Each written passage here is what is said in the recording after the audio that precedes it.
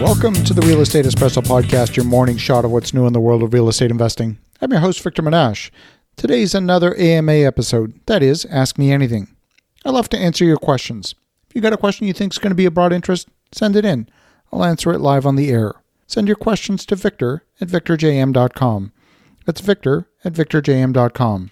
Today's question comes from Carol in Toronto. Hi, Victor. My husband and I have been living in the same rental for 18 years. For the past 6 weeks, our stove has stopped working and the landlord hasn't fixed it. He claims he doesn't have the money. My landlord has been increasingly elusive.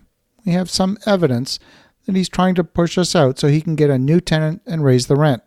The property has other problems with moisture and mold, which could also be affecting my health.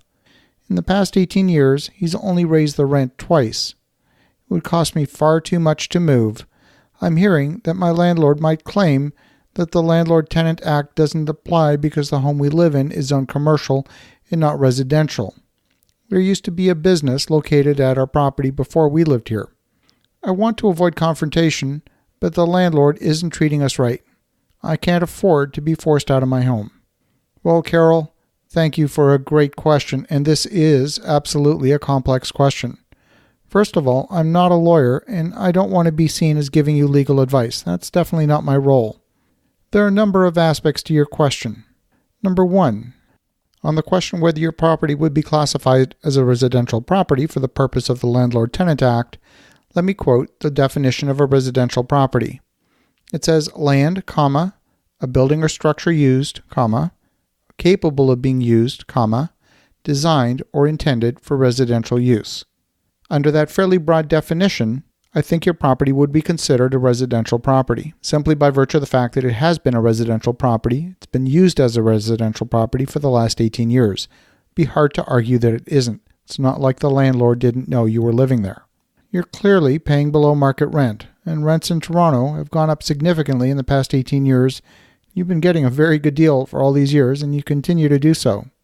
Number two, in the province of Ontario, landlord-tenant issues are governed by the Residential Tenancies Act, and if you have a dispute with your landlord for items regarding your lease, these are judged at the Landlord-Tenant Tribunal.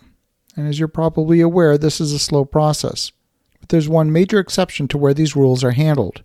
The issue with the stove is not a landlord-tenant issue, but a property standards issue. The same is true for the mold in the property. That, too, is a property standards issue. The enforcement of property standards is not a provincial matter. It's been delegated by the province to the City of Toronto. A simple phone call to the bylaw enforcement office will have a bylaw enforcement officer come to visit your property. This is a simple phone call, and they should show up in pretty short order. Number 4, the province of Ontario instituted rent controls a few years ago. The landlord has the right to increase your rent, but it's by a pretty small amount, something like 1.5 or 1.8% a year. It's not very much. He can't evict you simply because he failed to increase your rent all these years. The only circumstance that I know of where a landlord can evict a tenant for anything other than non-payment of rent is that they intend to occupy the property themselves, something the owner of property has a right to do. They don't have the right to evict you because they don't like the rent you're paying and then turn around and rent it to someone else at a higher rate. These types of situations are complex. Eventually, the landlord could run out of money and have no way to maintain the property properly. Enforcement of the property standards by the city could provide you some temporary relief, but it won't solve the underlying problem if he's truly not making enough money. They will force the landlord to comply with the property standards, but that'll only be in the short term. The Toronto Property Standards rules can be downloaded from the City of Toronto website, and page 34 has a section pertaining to kitchen standards that deals directly with your specific situation. It says, and I quote, "Each kitchen in a dwelling unit shall have an approved, connected, and operating gas or electrical supply for cooking and refrigeration appliances." I appreciate your desire to avoid a confrontation with your landlord, but the fact that you've been without a stove for 6 weeks is frankly unacceptable, and in my opinion, you already have a confrontation, in the sense that you're having to spend extra money to buy prepared food instead of cooking at home. A stove is not that expensive to replace, and you're paying your rent on time each and every month. Ultimately, you need to decide if you believe your landlord is trying to force you out of your property by making it too unpleasant to live there. That, in my view, is also against the law. The Residential Tenancies Act is pretty clear about that.